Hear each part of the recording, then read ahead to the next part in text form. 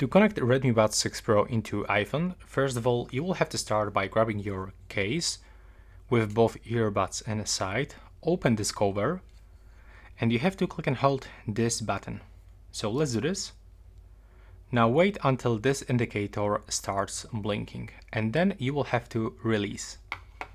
Keep that case open with both earbuds inside. Open settings on your iPhone and go into Bluetooth. Then you will have to turn it on and simply select Redmi Buds 6 Pro from the list. And if you want to use all features of this device, then you should go into the App Store and get Xiaomi Earbuds application. So after installing this application, you can just open it. Now accept this one, click agree. Here you can switch your region if the default one is not correct. Click next, then click skip in the left bottom corner and click allow.